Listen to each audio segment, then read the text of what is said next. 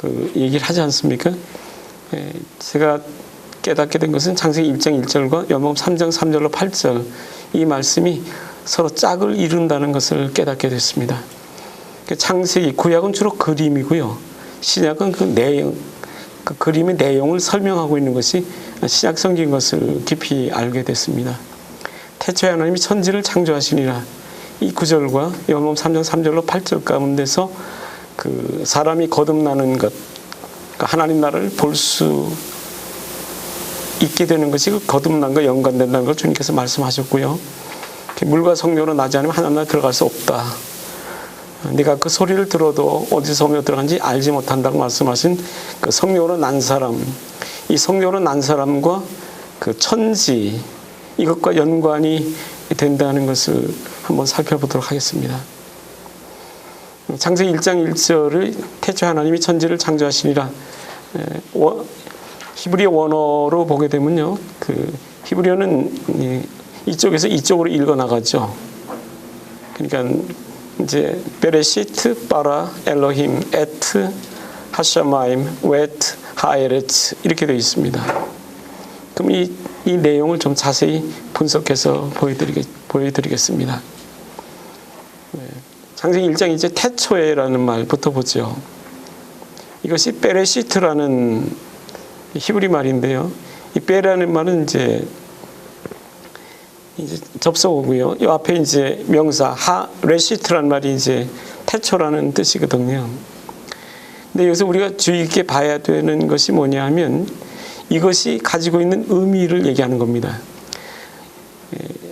구약이나 신약이나 그 단어의 의미를 볼 때 그 밖으로 드러나는 의미가 있고요. 그 다음에 감추어진 의미가 있습니다. 그 두 면을 발견하지 못하면 그걸 믹스시켜버리면 성경이 온전히 이해가 될 수가 없습니다. 이 베레시트라는 말의 개념이 보통 여기 말하는 것은 in the beginning으로 되어 있지 않습니까? 이건 이제 표면적인 개념입니다. 시작의 개념이죠. 그 내적인 개념을 한번 보도록 하겠습니다. 여기 보면 글자가 좀 깨졌군요. 이게 러시라는 말인데요. 어근입니다. 보면 가장 중요한 우두머리, 탁월한 첫째의 선두위, 우두머리 이런 개념이 있습니다. 이 개념은 결국 무엇을 얘기하는 것이냐면 그리스도를 의미하고 있는 것입니다. 그리스도가 우두머리고요. 그리스도가 첫째고요. 그리스도가 통치자고요. 그리스도가 이끄는 자고요. 그리스도가 우두머리고 그리스도가 가장 중요한 그런 것을 성경은 지금 이야기하고 싶은 겁니다. 그 속에 감추어진 베레시트라는 단어의 의미고요. 겉적인 의미는 이제 시작, 뭐 이런 첫째의 이런 개념입니다. 그러니까 이 양면을 다 보면서 성경을 봐야지만이 하나님께서 말씀하신 의도를 우리가 깊이 접근할 수 있고 깨달을 수 있게 되는 것이죠. 그다음 보죠. 이 베레시트라는 단어가 구약 성경에서 50번 나옵니다. 이것이 이제 거기 나오는 자료들입니다. 이거를 여러분이 이제 그 프린트 나눠드렸으니까요. 집에 가서 한번 이 구절을 찾아보십시오. 그럼 많은 영적인 의미를 발견하게 될 것입니다. 그 다음에 이제 천지라는 단어입니다. 천은 하늘을 말하는 것이고요. 지는 땅을 말하는 것이죠. 근데 우리가 여기서 주의해야 될 것이 뭐냐면 천이라는 단어, 하샤마임이라는 단어를 보면 하라는 관사가 붙어 있고요. 이 수는 명사 남성 쌍수입니다. 쌍수라는 말은 복수의 개념인데요. 쌍수는 복수하고 다릅니다. 복수는 여러 개를 말하는 거지만 쌍수는 단 두 개를 말하는 복수입니다. 그러니까 하나, 둘. 쉽게 말하자면 이제 오른손, 왼손, 오른발, 왼발, 그 다음에 오른눈, 왼쪽 눈, 오른귀, 왼쪽 귀 이런 거 있지 않습니까? 그게 쌍이지 않습니까? 그거를 나타내는 개념이 이 쌍수입니다. 히브리어에만 나오는 독특한 수입니다. 이게. 그리고 하에레츠라는 단어는 단수로 되어 있습니다. 그러니까 땅이라는 단어는 단수고요. 하늘이라는 단어는 복수로 되어 있습니다. 이것이 굉장한 의미를 가지고 있습니다. 그래서 하나 또 설명을 드리겠습니다. 그림으로 설명을 드리죠. 여기 보면 땅, 하에레츠죠. 그 다음에 첫째 하늘 둘이니까요. 하늘을 둘로 구별할 수밖에 없죠. 첫째 하늘과 둘째 하늘이죠. 이것이 하샤마임이 가지고 있는 쌍수의 개념입니다. 그러니까 여기 이제 물로 거듭남, 성령으로 거듭남, 아까 요한복음 3장과 연결하면 사람이 물과 성령으로 거듭나지 아니하면 하나님 나라 들어갈 수 없다고 말씀하셨죠. 그 예수님이 말씀하신 의도가 창세기 1장 1절에서 그냥 표현되고 있습니다. 이때는 죄를 짓지 않았기 때문에요, 자연스럽게 사람이 태어나면 이렇게 가게 돼 있었던 것입니다. 그것이 하나님의 창조의 우주적인 섭리입니다. 근데 거기 죄가 들어왔기 때문에 문제가 터진 겁니다. 이제 그건 나중에 자세히 또 설명을 드리겠습니다. 그러니까 이 개념을 기억하십시오. 땅적인 존재로 태어났다가, 육신에 태어났다가 첫째 하늘로 들어가는 존재가 되고, 첫째 하늘 존재에서 어느 시점에 이르게 되면 둘째 하늘로 가게 됩니다. 이런 존재들이 자연스럽게 셋째 하늘로 들어가서 하나님의 영원한 나라에 들어가게 되는 것입니다. 그것이 하나님이 인간을 지은 창조의 근본 원리입니다. 여기 보시죠. 그래서 고린도후서 12장 2절에 보면 이렇게 제가 말씀드리는 성경적 근거가 여기 있어요. 내가 그리스도 안에 있는 한 사람을 아노니 14년 전에 그가 셋째 하늘에 이끌려 간 자라. 그가 몸 안에 있었는지 몸 밖에 있었는지 나는 모르거니와 하나님은 아시느라 그럴 때 이 사도 바울이 셋째 하늘 간 겁니다. 다시 말해서 여기를 갔다 온 겁니다. 이 그림 보시면 금방 이해가 되시죠. 그러니까 우리가 인간이라는 것이 어떤 존재라는 것을 성경 창세기 1장 1절과 요한복음 3장에 보면 금방 자명적으로 드러나게 되어 있습니다. 이거는 죄가 개입되지 않은 인간의 일생을 그린 것입니다. 하나님의 우주적인 창조의 섭리와 경륜을 한마디로 이렇게 표현할 수 있는 것입니다. 그 다음 보시죠. 원래 하나님의 경륜, 성경은 그리스도는 본질입니다. 속에 있는 것을 말하는 것이고요, 사람은 현상입니다. 겉 이야기인 것을 우리가 알아야 되는 것입니다. 그래서 요한복음 3장 5절에 보면 예수께서 대답하시되 진실로 진실로 내게 이르노니 사람이 물과 성령으로 나지 아니하면, 그 말은 뭐냐면 물로 거듭나게 되면 첫째 안에 들어옵니다. 왜? 땅적인 존재로 태어난 존재들이 물로 거듭나는 것이 뭐냐면 하나님 말씀을 받기 시작하는 겁니다. 그것이 첫째 안에 들어간 겁니다. 그래서 아구까지 채우게 되면 그 다음에 성령으로 거듭납니다. 이 말은 뭐냐면 그리스도가 내 속에 들어오시게 됩니다. 그러면 둘째 안으로 들어간 존재가 되고요, 이런 존재들이 결국 셋째 안으로 가게 되는 것이죠. 그래서 에녹이라는 존재를 통해서 한번 보겠습니다. 에녹의 승천을 통해 본 하나님의 뜻입니다. 에녹이라고 볼 때 우리는 죄와 상관이 없는 관점에서 이거를 이해하셔야지 돼요. 아직 죄가 들어오지 않은, 물론 에녹이 있을 때 죄가 안 들어온 건 아니지만 성경은 그 사실을 에녹이라는 존재를 통해서 다시 한번 부각시키기 위해서 죄 문제는 여기 안 나옵니다. 창세기 5장 21절 24절에 보면 에녹은 65세에 무드셀라를 낳았고, 무드셀라를 낳은 후 300년을 하나님과 동행하며 자녀를 낳았으며 그가 365세를 향수하였더라. 에녹이 하나님과 동행하더니 하나님이 그를 데려가심으로 세상에 있지 아니하시나 그랬죠. 그러니까 여기서 데려가 버린 겁니다. 셋째 하늘로요. 성경에 이런 존재가 또 하나 나오죠. 나중에 또 말씀드리겠고요. 그 다음에 엘리야도 승천한 사람이죠. 엘리야의 승천을 통해 본 하나님의 뜻입니다. 엘리야가 처음에 그 엘리사를 데리고 어디로 가냐면 길갈로 갑니다. 이때는 죄가 들어왔던 상태를 얘기하는 것입니다. 엘리야도 승천한 존재죠. 죄가 들어온 존재 가운데 어디로 가냐면 길갈로 갑니다.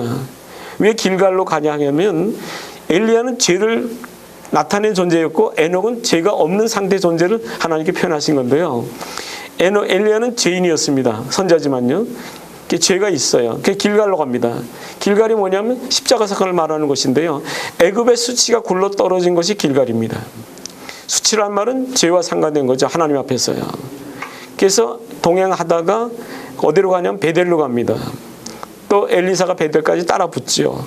베델은 뭐냐면 현대로 말하면 교회를 말하는 것입니다. 그 첫째 하늘입니다.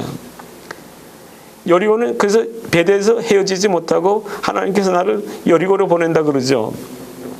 그러니까 엘리사가 그 수제자가 또 따라 붙습니다. 여리고는 어떤 지방이냐면 마지막 때의 교회를 말하는 것입니다.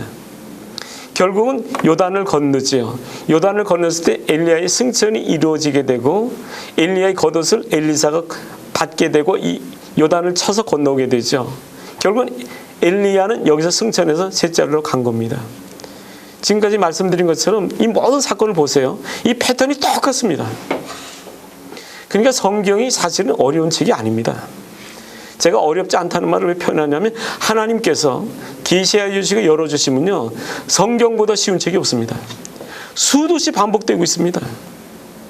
여러분들 교수님이시니까 잘 아시겠지만 강의하실 때 보통 강의 두세 번 해서 못 알아들으면 두세 번에서 못 알아듣는 학생이 없죠.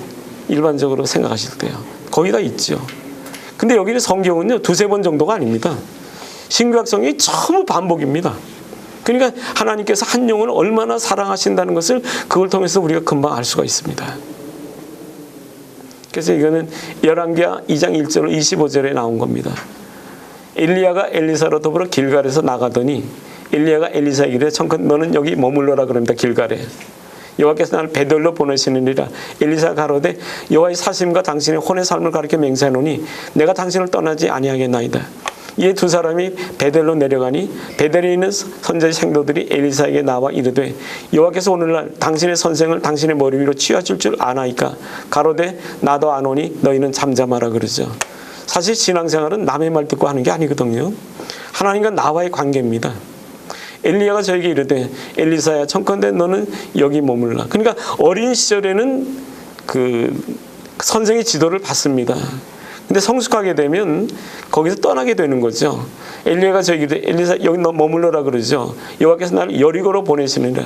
엘리사 가로되 여호와의 사심과 당신의 혼의 삶을 가르쳐 맹세하노니 내가 당신을 떠나지 아니하겠나이다 하니라. 저희가 여리고의 이름에 여리고에 있는 선지자 생도들이 엘리사에게 나와 이르되 여호와께서 오늘날 당신의 선생을 당신의 머리 위로 취하실 줄을 아나이까. 엘리사 가로되 나도 아노니 너희는 잠잠하라. 이거를 잘해야 됩니다. 남의 말 들으면 안 돼요. 신앙이라는 것은 내 주관과 뚜렷한 하나님 말씀과 목적을 향해서 혼자 스스로 가야 되는 것입니다. 중간에 이런 것이 항상 많이 끼어들거든요.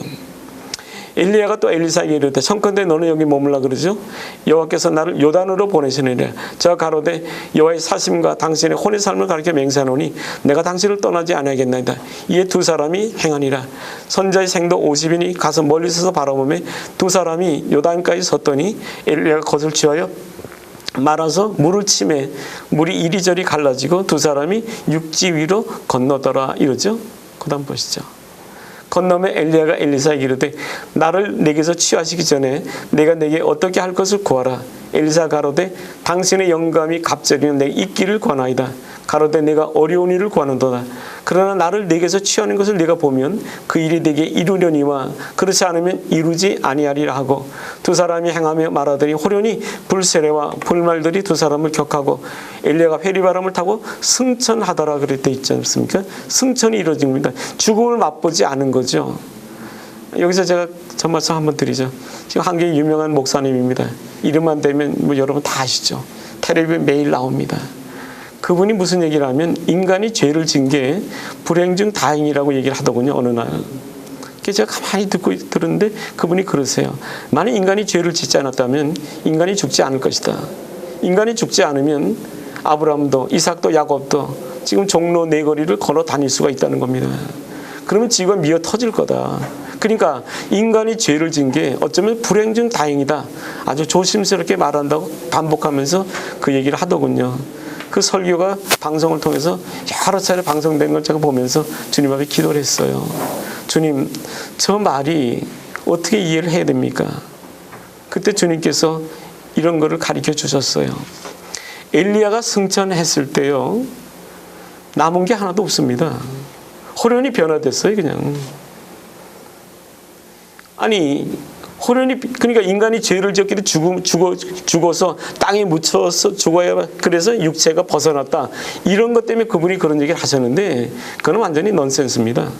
성경을 몰라도 너무 모르는 겁니다. 하나님의 계획은 이겁니다. 호련히 변해서 그냥 가는 겁니다. 하나님의 섭리를 그렇게 정하셨다면 그렇게 되는 겁니다. 그래서 엘리야의 승천 사건이 기록되어 있는 것이고요. 예수님께 죽었다가 살아나셨을 때도 보면 돌무덤 속에다 집어넣으셨어요. 흙에다 파묻질 않았습니다.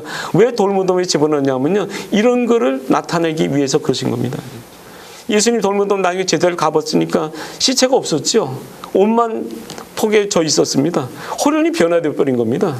우리가 죄가 우리 속에 들어오지 않았다면요, 우리 하나하나 모두들이요, 그날이 되면 호련히 변해서 다 그냥 가는 겁니다.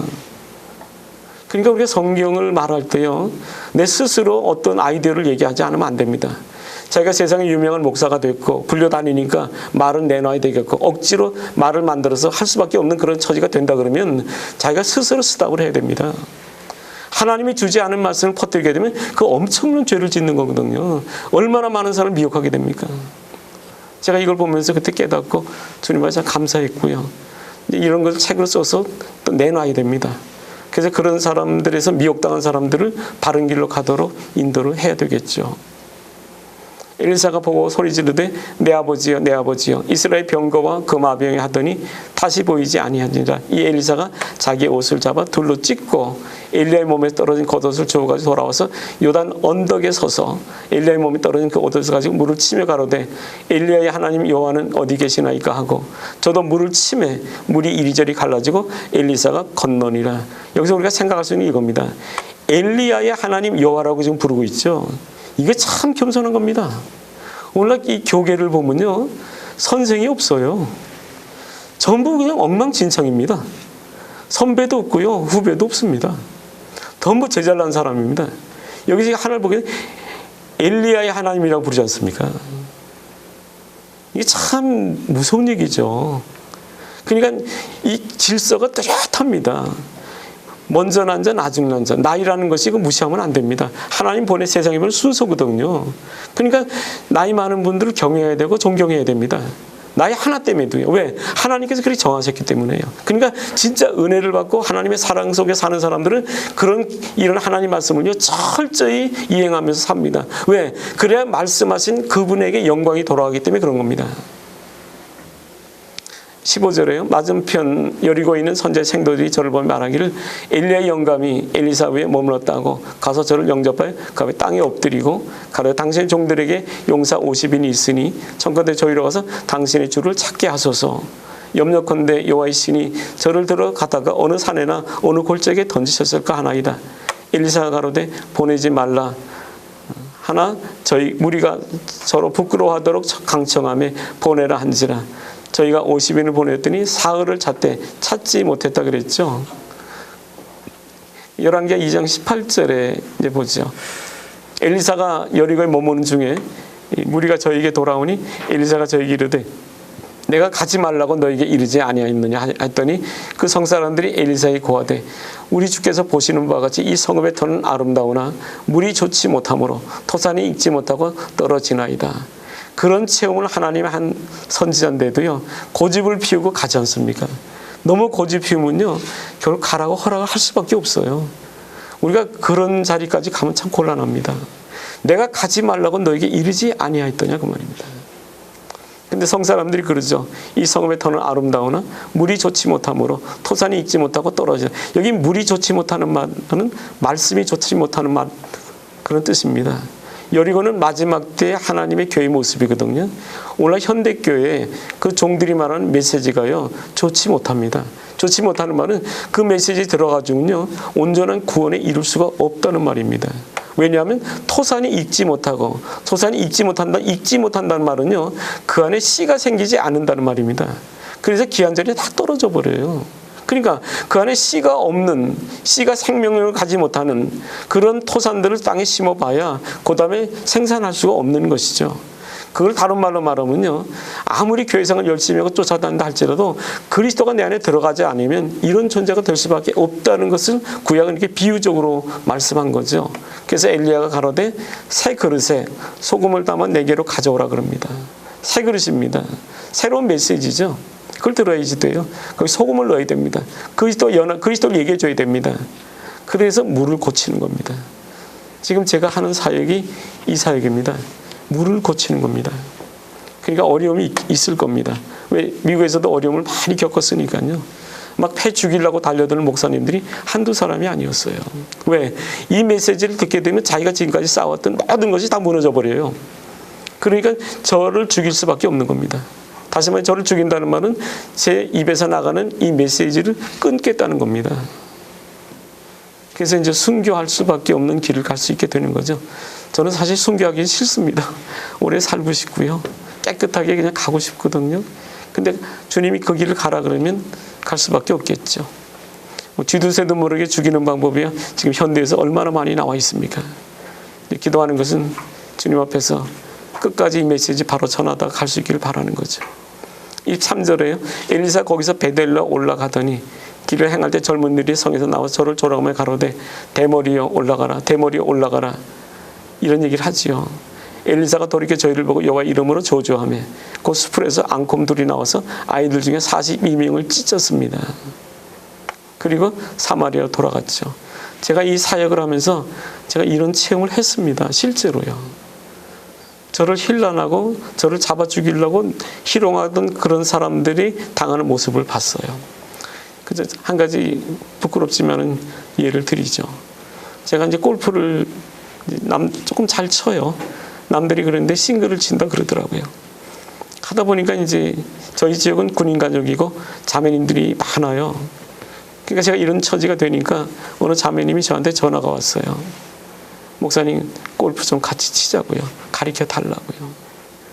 근데 그분은 제가 옛날에 알던 분이고 그분도 골프를 참 잘 치는 분인데 제가 그 얘기하기 전에 다른 얘기를 하죠. 그분은 이제 여자 골퍼인데요. 그 사우스캐롤라이나 조지아에 사우스캐롤라이나에 있어요. 거기 있는데 골프도 참, 그분은 완전 싱글이죠. 대회 나가서 웬만한 대회는 1등하고 그러니까요. 그분하고 같이 골프를 쳤어요. 참 재밌게 쳤습니다. 헤어지는 날인데 차를 타고 같이 지나가는데 이제 스탑사인에 같이 멈추니까 서로 이게 보게 되지 않습니까? 그러니까 저를 보고 그러더라고요. 창문을 열더니 갑자기 여보라고 부르는 거예요. 여보 당신 사랑한다고. 제가 그 말 듣는데 저는 너무 놀랬죠. 저는요. 나중에 제 처지를 말씀드리겠지만 제가 그런 말을 들을 그런 처지가 아니거든요. 그분은 저를 조롱한 겁니다. 이 말씀 보니까 생각이 나서 말씀드리는 거죠. 한국에 그분이 나왔어요. 그리고 남편은 이제 군인이고요. 아들도 군인이죠. 근데 아들이 다리가 하나 날아간 거예요. 공항에서 비행기, 그러니까 아라비아 거기 갔다가 이제 군인이니까 돌아오다가 비행기를 타다가 비행기 안에 폭발 사건이 터진 겁니다. 그래서 한쪽 다리가 그냥 날아가 버렸어요. 그리고 돌아왔어요. 그 자매님이요. 하나님을 얼마나 원망하고 저주한지 몰랐습니다. 그때 제가 한 말이 있습니다. 자매님, 계속 그러면 아들 목숨 날아갑니다. 그 정도로 끝내세요.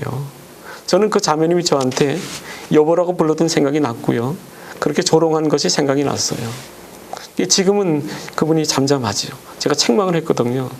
당신 그러다가 당신 그냥 가는 수가 있으니까 조심하라고 회개하라고 그랬더니 다행히 회개를 했습니다. 지금은 괜찮아요. 잘 지냅니다. 제가 이 말씀 볼 때 그 생각이 나서 잠깐 말씀을 드렸습니다. 그 다음에 엘리야의 승천, 이거 그림 아까 했었죠? 여기.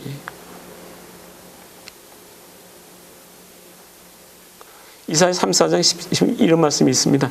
너희는 여호와의 책을 자세히 읽어보라. 이것들이 하나도 빠진 것이 없고 하나도 그 짝이 없는 것이 없으리니 이는 여호와의 입이 이를 명하셨고 그의 신이 이것들을 모으셨습니다. 성경은 서로 짝이 있죠. 신구약성은 서로 짝을 이루고 있습니다. 그것을 바로 찾고 계시되어지는 것이 성령의 조명의 역사입니다. 그 조명에 의한 해석이 올바른 해석이죠. 그러니까 마음대로 성경 해석하면 안 됩니다. 오늘 현대교회 특히 TV 나오는 그 많은 목사님들 볼 때 이런 말씀 죄송하지만 저는 마음이 너무 아픕니다. 저 사람들이 어떻게 하려고 저런 짓들을 하나. 전체 성경과 배치되는 얘기들을 막 하고 앉았고요. 예를 들어 그러니까 완전히 코미디 하고 있습니다. 쇼를 하고 있는 겁니다. 그러니까 물로 거듭나는 것과 성령으로 거듭나는 것은 원래 인간을 향한 하나님의 창조의 섭리의 경륜이죠. 예수의 십자가 사건은 인간의 범죄로 인하여 삽입된 거고요. 어떤 이들이 말한 것처럼 인간의 범죄가 불행 중 다행이란 말은 성경적이지 않습니다. 인간이 범죄하지 않았다면 사망이 안 왔을 것이고요. 그렇게 되면 죽지 않고 이 땅에 영원히 살게 된다고 하는 말은 아까 말씀한 성서적이지 않습니다. 지구가 미어 터진다고 하는데 그것은 성경을 오해한 착각입니다. 그래서 성경에 에녹이나 엘리야의 승천 사건이 있는 것이고요. 그것이 원래 하나님께서 인간을 창조하신 섭리요 계획인 것입니다. 육신으로 태어난 인간이 어느 시점부터 하나님 말씀을 자신의 마음에 쌓기 시작합니다. 그래서 그 말씀을 마음에 아구까지 쫙꽉 채웠을 때 그리스도가 그 사람 속에 마음에 임하시게 되고요. 그 후 어느 시점에 에녹과 엘리야처럼 셋째 하늘로 호련히 변화되어 가게 되는 것입니다. 시체가 남지를 않는 거죠. 호련히 변화됩니다. 에녹이 그랬고 엘리야가 그랬고 예수님이 그랬습니다. 시체가 없습니다.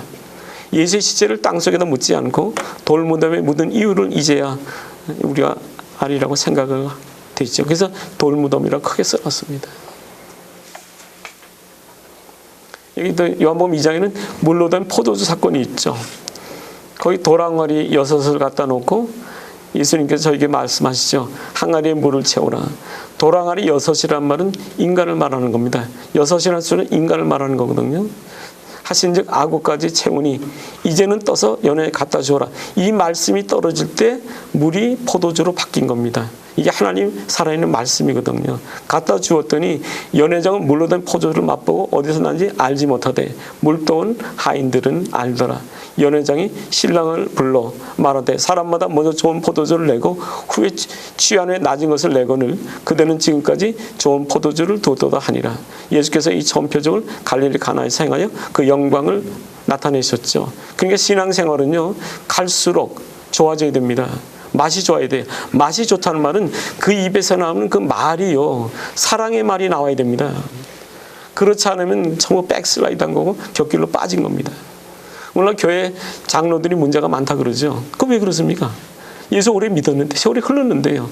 목사님도 견지하고 교회 문제 일으키는 것이 전부 그쪽에서 일어나지 않습니까? 순복음교회도 전부 그쪽에서 문제가 터져가지고 교회가 갈라지고 그런 모습을 저희 동네에서도 봤고요. 그 뭐냐면 변화가 안 되는 겁니다. 물이 포도주로 되는 이런 사랑의 맛이 안 나오는 겁니다. 전부 자기 유익을 추구하는 쪽으로 전부 가버린 거죠. 그래서 그림으로 그리면 이렇죠. 이 처음 표적을 갈릴리 가나에서 그 영광을 나타냈으면 제자들이 그걸 믿게 된 거죠. 여기서 물로 거듭나서 여기 들어오죠. 첫째로 들어오죠. 성령을 거듭나죠. 그래서 그리스도 하나 더 포도주 맛을 내는 거예요. 이건 뭐냐? 그리스도 함께 내게 거함으로. 그래서 늘 예수님의 생애를 보면 요한복음 이렇게 말씀하시죠. 내가 내게 이르는 말은 내 스스로 하는 것이 아니라 아버지께서 내 안에 계셔 그의 일을 한다고 말씀합니다. 그러니까 하나님의 일은요 우리 입에서 나가는 말입니다. 그 말로 인해서 새 창조의 역사가 일어나기 때문에 그렇습니다. 근데 그 오늘날 교회는 자꾸만 행위를 강조하죠. 아닙니다. 행위는 저절로 말에 의해서 따라 붙는 겁니다. 그래서 그 율법과 행위를 제대로 풀지 못해가지고 문제가 굉장히 심각하죠. 교회가요. 여기 출애굽을 통해서 본 하나님의 뜻입니다. 저기 3장 8절에 이런 말씀이 있죠. 내가 내려와서 그들을 애굽의 손에서 건져내고요. 그 다음에 그들을 그 땅에서 인도해서 그 다음에 가나안에 이르려 한다는 것이 하나님 뜻이죠. 그러니까 보세요. 그림이 똑같지 않습니까? 땅, 첫째 하늘, 이게 교회입니다. 구약으로 말하면 광야입니다. 이게 가나안입니다. 신약으로 말하면 거기다 연합된 존재를 말하는 겁니다. 요한복음을 말하는 것이죠. 그런 존재들이 결국 어디로 가냐면 셋째 하늘로 갑니다. 그러니까 여기서 여기를 갈 수는 없습니다. 근데 오늘날은 뭐라 합니까? 영접하는 자, 곧 그를 믿는 자들에게 하나님의 자녀가 되는 권세를 줬다 그래서 여기서 여기 들어오는 것 같다가 여기서 여기를 간다고 얘기하고 앉았어요. 그게 미혹입니다. 그 영접한다는 말이 그게 현재 시제가 아닙니다. 과거 시제입니다. 영접한 자를 말하는 거지 영접하는 것으로 쓰는 그런 문장이 될 수가 없는 겁니다. 출애굽기 3장 8절로서 출애굽기는 완전히 한마디로 표현할 수 있는 겁니다. 내가 내려와서 너희를 건져내고 인도하여 이루려 하는 것이다. 인도하는 것이 교회입니다. 오늘날 교회가 미혹을 받아서 어려움이 굉장히 많습니다. 그러니까 거짓 선자들이 세상에 많이 나왔다는 겁니다. 겉으로는 멀쩡하죠. 하기도 좋죠. 아주 뻔드름하죠. 교회 사람 많이 모이죠. 근데 실제는 뭡니까? 그게 미혹하고 앉는 겁니다. 누굴 못 보게 만들어요? 그리스도를 못 보게 만들어 버렸어요. 여기서 다 들어갔다고 얘기해 버렸으니까 누가 그리스도를 만날 생각하겠습니까? 요한복음 13장을 통해 하나는 뜻입니다.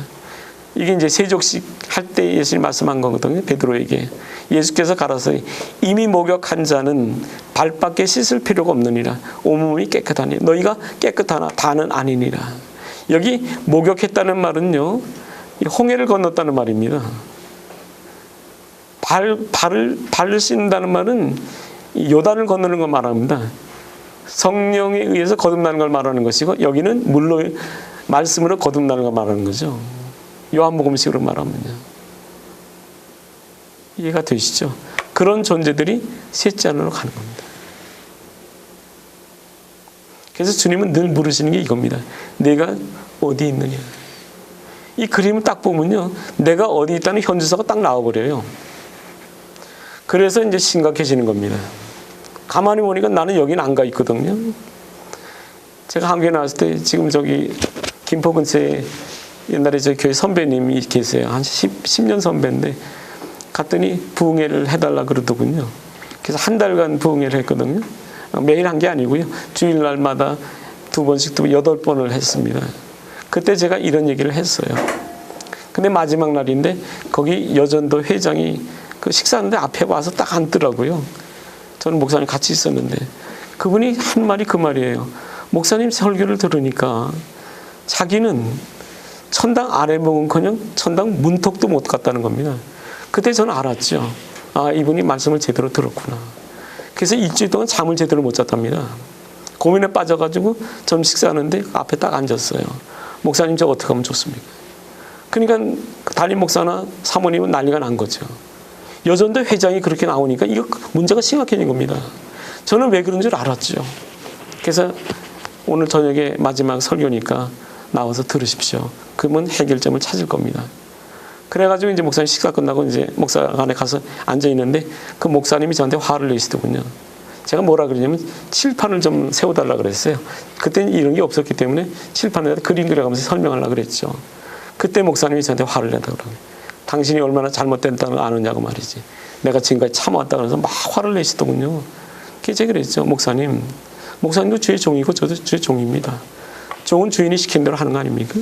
목사님께서 저를 만일 이단으로 딴 거로 본다면 저 오늘 집회 안 하겠습니다. 그래서 보따리를 쌌습니다. 딱 나오는데 팔을 탁 잡더라고요. 그랬더니 하는 말이 마지막까지 하고 가라 그러더군요. 그건 지 생각으로 한 거 아닙니다. 지금도 생각하지만 제 성령께서 그 마음을 완전히 돌려버린 거죠. 그래서 제가 그랬죠. 목사님 고맙다고. 그 대신 칠판을 꼭 올려놓으세요. 그래서 칠판 올려놔줬어요. 그날은 제가 2시간 설교했습니다. 이 그림 그려가면 다 설명했어요. 교회가 완전히 뒤집어져 버렸어요. 여전도 회장, 청년회 회장, 제가 미국 들어갔는데 편지 오고 막 난리가 났습니다. 그 청년회 회장이 저한테 편지가 와서 막 얘기하면서 썼어요. 그래서 제가 나중에 전화로 얘기를 했죠. 담임 목사님 계시지 않느냐.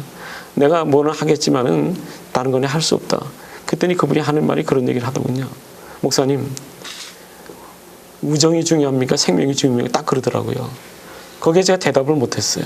그리고 제가 가지고 있는 자료들을 그분한테 다 보내줬습니다. 이게 화면이 좀 흐려진 것 같은데 전기가 어떻게 된 거 아닙니까? 예, 이 화면이 흐려졌어요. 파워가 꽂혀 있는 안 꼽혔나? 제대로 확인하는.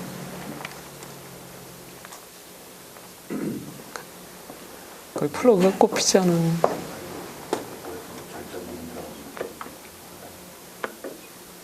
이 흐려져가지고요. 약간 좀 흐려진 느낌이 있거든요. 환하게 한번 해보시죠. 컨트롤 있습니다.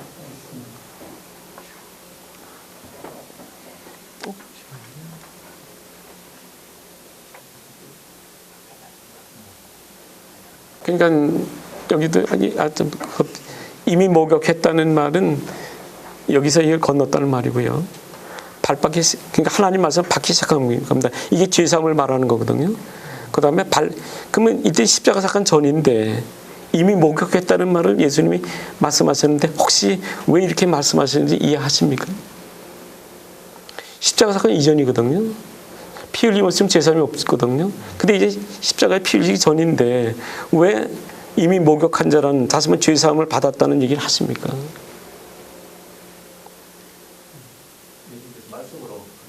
그러니까 말씀으로 죄사함 하는데 십자가 사건 전이거든요. 십자가 사건 전인데 어떻게 이런 말씀을 하실 수 있냐 이거죠. 우리 그런 거 있죠. 가불, 봉급을 미리 받는 거 있죠. 이건 미리 땡겨가지고 죄사함 받은 겁니다. 예, 제자들은 십자가 앞에 있을 거죠. 미리 가불해가지고 미리 죄사함을 준 겁니다. 얼마든지 가능한 거죠. 가불이니까요. 그 다음에 이제 발밖에 쓸 수 없단 말은 그리스도 연합되는 것을 가리키는 겁니다. 그래서 결국 둘째 하늘, 그리스도 연합된 존재로 들어가서 하나가 되는 거죠. 그때는 맛이 완전히 달라집니다. 포도주입니다.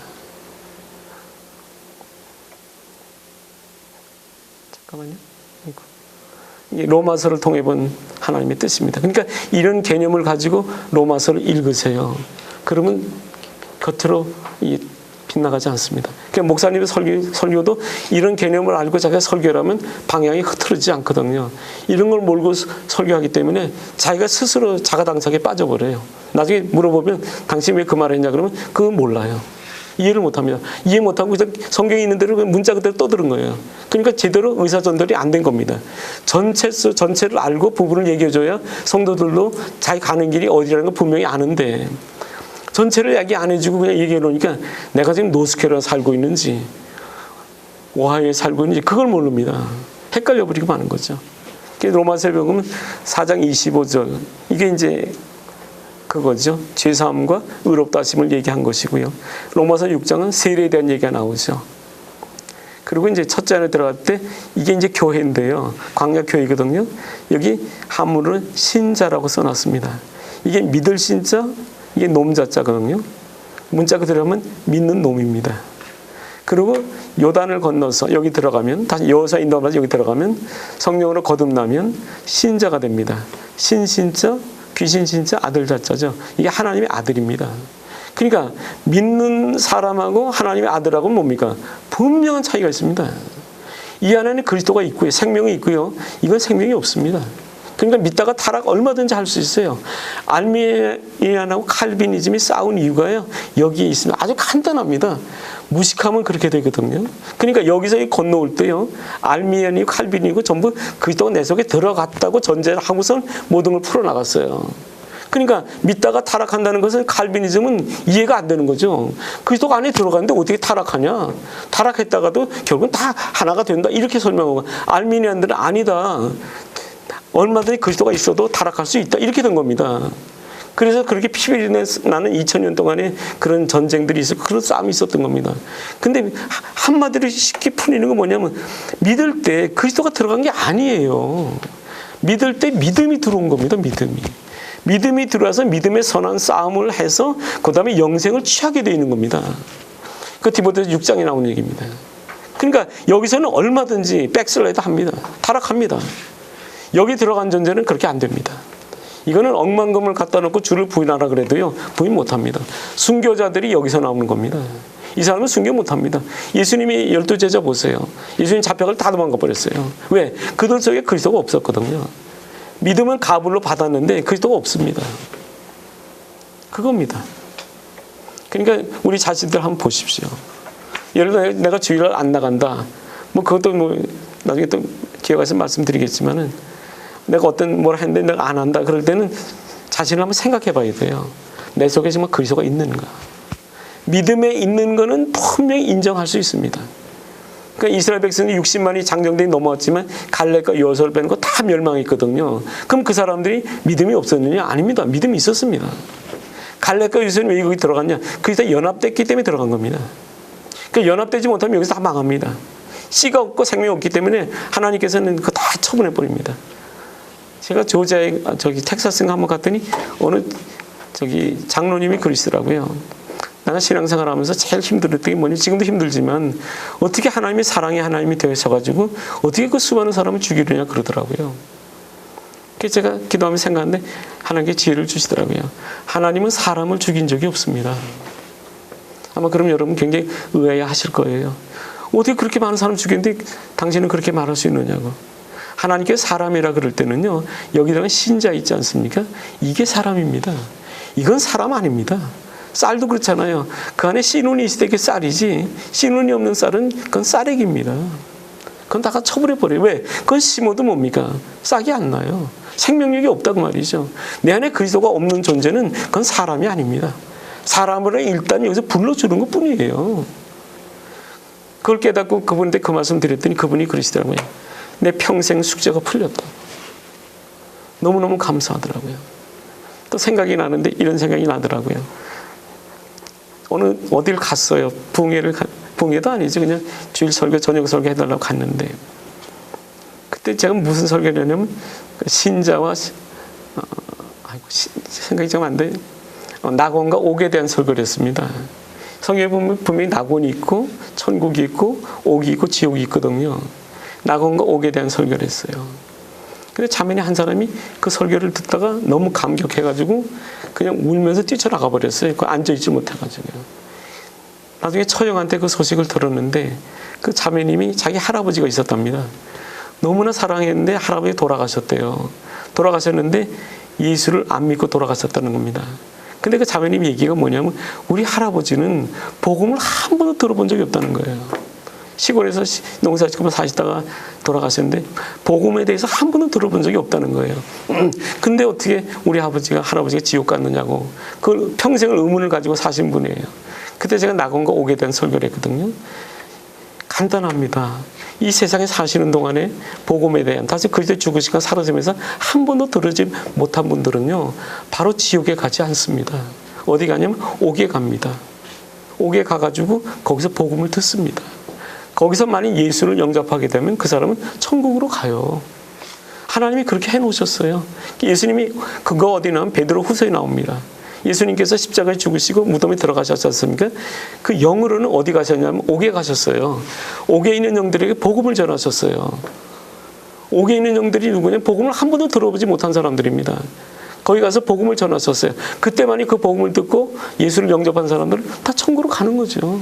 하나님은 그렇게까지 우리를 사랑하시고 아주 치밀하십니다. 제가 그 설교도 신문에도 한번 내고 그랬는데요. 반문한 사람이 하나도 없더라고요. 반문할 수 없죠. 진리인데요. 생각이 나서 말씀을 드렸습니다. 이걸 보시면서 여러분 스스로가 늘 생각하셔야 됩니다.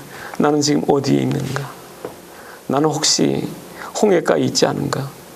홍해가에 가면 고기들이 많거든요. 세상 가까이 가면 재미가 참 많습니다. 어떤 사람은 특히 그 성가대 지휘하는 사람 가운데 성가대 나고 놀아나는 사람 많죠. 그런 사람들은 다 여기서 놀고 있는 사람입니다. 시내산에 올라가면 여기가 보이거든요. 너무 아름다고 큰 소리 칩니다. 사람 만나면 그냥 간증한다고 떠드는 사람들이 있죠. 이거 본 사람들이 계속 그런 나팔만 봅니다. 또 어디로 내려가냐면 여기 내려갑니다. 어떤 사람은 여기 요단가에서 놀고 있는 사람이 있어요. 바로 건너면 이거니까요. 그러니까 질질 참 밀어버립니다. 차일피일 밀어버려요. 그러다가 지옥으로 가는 사람도 있습니다. 그러니까 여러분 자신이 스스로 보셔야 돼요. 난 지금 어디 있는가? 나는 여기 살고 있는가? 나는 지금 여기 살고 있는가? 그렇지만 나는 여기 살고 있는데 많은 사람이 교회 가니까 교회 가면 또 친구들 많이 만나니까 그래서 따라서 여기 혹시 들어오지는 않으셨는지요? 그림 보면 금방 나타납니다. 내가 어디 있다는 거를. 이쪽으로 가라는 거죠. 주님께서는. 그래서 항상 질문이 이겁니다. 내가 어디 있느냐?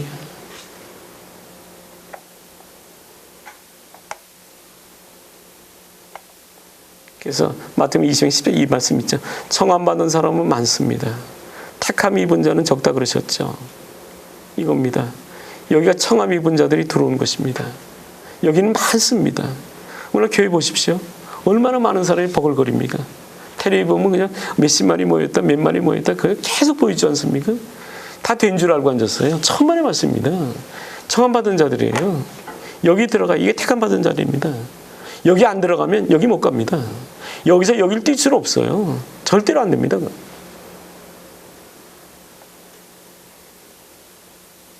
그래서 누가복음 9장 35절에 한 구름 속에서 소리가 나서 가로되 이는 나의 아들, 예수님 가리킨 겁니다. 그 택함을 받은 자입니다. 그렇죠? 정확합니다. 너희는 뭐라 그랬습니까? 저의 말을 들어라 그랬습니다. 그러니까 지금 이렇게 택함 받은 자가 있습니다. 이 사람들 말을 받아야 제대로 구원에 이룹니다. 그렇지 않으면 다 지옥 갑니다. 그래서 원어로 이렇게 표현되어 있습니다. 구원 얻는 자가 할 때 현재 동사, 분사, 현재 수동태입니다. 수동태입니다. 그러니까 하나님 말씀을 쌓아야 됩니다. 아구까지 채워야 돼요. 그래야 요단을 건너 가나안에 들어가는 생명의 구원에 이룰 수가 있습니다. 그리스도가 내 안에 들어서 하나가 되는 것을 이룰 수가 있다는 것입니다. 그래서 묻는 겁니다. 구원을 얻는 자가 적으니까. 현재 진행형이 수동태입니다. 저에게 이르시되 좁은 문으로 들어가기 힘쓰나 내가 너에게 이르노니 들어가기를 구하여도 못하는 자가 많다 그러셨죠. 미혹당하기 때문에 그렇습니다. 힘쓰라는 말이 앞에 나와 있죠. 우리 자신들을 봐야 돼요. 힘쓴다는 게 뭡니까? 하나님 말씀 내내 쌓는 거거든요. 그러니까 하나님의 나라와 의를 먼저 구하셔야 돼요. 그런 면에서 여러분 자신들 한번 살펴보십시오. 나는 정말 그런 삶을 살고 있는가. 그러니까 들어가기를 구해도 못 들어간 자가 많다고. 이건 동사직설법 미래 능동토로 되어 있습니다. 미래 시제입니다. 여기 나오죠. 누가 13, 2선, 3선을 혹이 여짜오되 주여 구원을 얻는 자가 적으니까 저희가 이르시되 좁은 문으로 들어가기를 힘쓰라. 내가 너에게 이르노니 들어가기를 구해도 못하니. 여기 보십시오. 좁은 문으로 들어가기 힘쓰라 그랬죠. 이게 무슨 뜻인지 아십니까?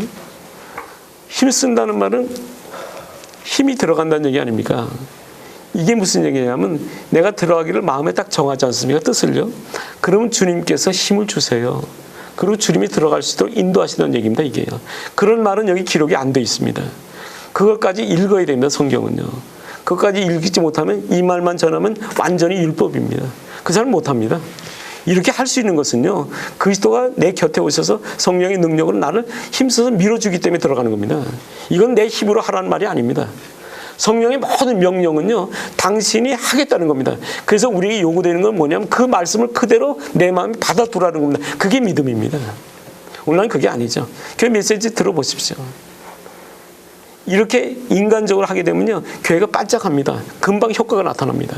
그렇지만 그 메시지 그렇게 전하게 되면 효과가 잘 안 나타나요. 그래서 전부 다 미혹당해가지고 전부 다 인간적으로 이거를 그런 식으로 해서 매겨놓으니까 오늘 성도들의 모습이요. 엉망진창입니다. 들어가기를 구하여도 못하는 자가 많으리라 그랬죠. 들어가기를 구하여도 어쩐다는 뭡니까? 잘못 구하기 때문에 그런 겁니다. 그런 식으로 구하면 못 들어가요. 어림도 없습니다. 집주인이 일어나 문을 한번 닫으니 너희가 밖에서 문을 두드리면 주여 열어주소서. 주여라 그러니까 분명히 뭡니까? 홍해는 걷는 겁니다. 저에게 대발 가르쳐 나는 너희가 어디로 온지 알지 못하나. 요단은 못 걷는 겁니다. 우리는 주 앞에서 먹고 마셨으며 주는 또한 우리 길거리에 가르치는 교회 생활을 했습니다. 가끔가다 교회 나갔고요. 그렇게 살았어요 그냥요. 나는 너희가 어디서 왔는지 알지 못하노라. 행악하는 모든 자들아. 그게 행악입니다. 나를 떠나가라 하리라. 너희가 아브라함과 이삭과 야곱 모든 선자는 하나님 나라에 있고 오직 너희는 밖에 쫓겨난 것을 볼 때에 거기서 슬피 울며 이를 갈미 있으리라. 사람들이 동서남북으로부터 와서 하나님의 나라의 잔치에 참석하리니 보라 나중된 자로서 먼저 될 자도 있고요. 먼저 된 자로서 나중될 자도 있습니다. 다시 말해서 홍해를 먼저 건넜다고 요단을 먼저 건너는 거 아닙니다. 홍해를 나중에 건넜다고요. 요단을 먼저 건너 나중에 들어가는 것도 아닙니다. 천국은 뭡니까? 여기 힘쓰라 그랬지 않습니까? 이거를 설명하기 위해서 예수님께서 결론을 이렇게 내리신 겁니다. 우리 모습을 한번 보십시오. 나는 정말 힘쓰고 있는가? 그 말은 뭐냐면 처음에는 내가 힘쓰는 그걸 해야 됩니다. 뜻을 정하고. 그러면 그분의 능력이 나와 함께 하신 걸 느끼게 됩니다. 그럼 뭡니까? 나중 됐다 할지라도 뭡니까? 먼저 되는 겁니다. 아무리 그렇다 할지라도 먼저 들어왔다 할지라도 홍해를 건넜다 할지라도 요단 건너는 건 나중에 될 수도 있는 겁니다. 오늘날은 그러죠. 내가 예수를 몇 년 믿었느냐. 언제부터 믿었다. 그걸 자랑하는 사람도 있습니다. 그런 사람들은 이겁니다. 먼저 된 자인데 나중 될 수도 있는 존재들입니다. 그러니까 우리는 우리 자신들을 자랑할 게 사실 하나도 없습니다. 디모데서 6장 12절에 보면 이런 말씀이 있죠. 믿음의 선한 싸움을 싸우라. 영생을 취하라. 이를 위하여 내가 부르심을 입었고 많은 증인 앞에서 선한 증거를 증거했도다. 여기 보십시오. 믿음의 선한 싸움을 싸우는 것은 어디입니까? 광야입니다. 그래서 요단을 건너서 거기서 연합돼서 요단을 건너는 영생을 취하라는 겁니다. 이를 위해서 내가 부르심을 받았다는 거죠. 부르심 받았다는 말이 교회입니다. 많은 증인 앞에서 많은 증인이 누굽니까? 이게 교회 믿는 사람들을 말하는 겁니다. 앞에서 선한 증거 누굽니까? 이게 바로 그리스도를 얘기하는 겁니다. 요단을 건너는 증거를 하라고 말입니다. 성경은요 쫙합니다. 전 너무 놀랐어요. 성경 보면서요. 여기 원문에 이렇게 되어 있습니다. 싸우라는 겁니다. 이게 제일 앞에 강조거든요. 우리 모습을 한번 보세요. 정말 믿음의 선한 싸움 싸우십니까? 취하라는 겁니다. 동사가 앞에 나와 있죠. 문장이 다 단문장으로 되어 있어요. 뭘 취하라 그랬습니까? 영생을 취하라는 거죠. 이 중앙에 쉼표를 딱 끊으면서 강조되고 있는 겁니다. 이게 목적이거든요. 위하여. 이를 위해서 이것 때문에 내가 부르심을 입었다는 겁니다. 이게 과거 수동태로 되어 있죠. 그 다음에 증거하였도다. 누구 앞에서요? 선한 증거죠. 선한 증거 뭡니까? 그리스도를 말하는 겁니다. 많은 증인 앞에서. 이게 뭡니까? 이게 교회입니다. 그래서 헬라어는 앞에 부분과 뒷부분이 강조되고 있어요. 그래서 안으로 조여 들어갑니다. 많은 증인이 이게 교회입니다. 그래서 이제 인터넷도 우리 교수님이 띄워주셨고 증거하는 거죠. 그거를 교회 가서 제가 얘기합니다. 팜플렛 만들고 뿌립니다. 들어가 보라고요. 그럼 그 사람들이 자유롭게 들어가 보죠. 그러면서 그런 메시지를 접하게 되는 거죠. 마지막 때 하나님의 뜻이 거기 있다는 걸 확실히 알았습니다. 여기 로마 11장 5절을 통해 본 하나님 뜻입니다. 보세요. 그림이 다 똑같습니다. 이게 땅이죠. 죄죠. 애굽이죠. 광야 교회죠. 가나안입니다. 5장 12장 5절에 이게 돼 있죠. 그런즉 이와 같이 이제도 은혜로 택하심을 따라 남은 자가 있다 그랬습니다. 이거 한번 보죠. 그림으로 보겠습니다. 여기 보세요. 은혜로입니다. 홍해를 건너는 것은 은혜로입니다. 예수의 죽음과 살으심을 통해서 여기를 은혜입니다. 은혜는 받기만 하죠. 여기서 잘하는 겁니다. 그러니까 뇌 고치가 계속 먹기만 하죠. 주인이 주는 걸 받아서요. 살만 찌우는 겁니다. 은혜로입니다. 은혜로 해서 어디로 가야 되냐면 택하심으로 가야 돼요. 택하심이 뭐냐면 요단을 건너는 겁니다. 택하심을 따라합니다. 길 이름으로 생각하면 좋으실 것 같아요. 은혜로. 이건 택하심 따라니까요. 이거는 여기 들어간 존재죠. 이런 존재들이 셋째 하늘로 가는 겁니다. 그래서 성경은요. 어디를 뜯어봐도 다 얘기입니다. 우리가 이거 있지 않습니까? 손끝을 떼도 피고요. 여기를 따도 핍니다. 성분이 다 똑같습니다. 이 원리가 다 똑같습니다. 이게 마지막인데요. 누에 나방의 일생을 통해 본 하나님의 뜻입니다. 누에가 처음에는 알로 태어납니다. 알에서 애벌레가 되죠. 그게 물로 거듭나는 겁니다. 그게 홍해를 건너는 겁니다. 애벌레가 뽕잎만 먹어요. 40일 동안요. 그래서 마지막 7일 동안은 누에 고치가 돼가지고 틀 속에 들어가죠. 그리고 일주일 있다가 나옵니다. 일주일에 튀어나와가지고 누에 나방이 돼가지고 하늘을 날아가요. 그리고 이틀인가 3일 알만 깝니다. 그러다가 그냥 가버려요. 제가 이걸 깨닫게 된 거는 주님께서 꿈에 이걸 가르쳐 주시더라고요. 그러면서 성경과 딱 연결을 시켜주는데 저는 너무 놀랐습니다. 그러니까 이 자연이요. 하나님의 그 인간 창조의 원리 있지 않습니까? 근본. 그거를 다 설명하고 있는 겁니다. 단지 우리가 눈이 열리지 않아 보지 못하는 것 뿐이죠. 눈 열어지면 전부 그겁니다. 제가 놀랐습니다. 그래서 그때 주님께서 꿈속에서 이걸 다 설명을 해주시더군요. 그래서 제 머리 가지고는 어림없는 얘기입니다. 이게 다 끝났네요. 예. 잠깐 기도하고 질문 받을까요?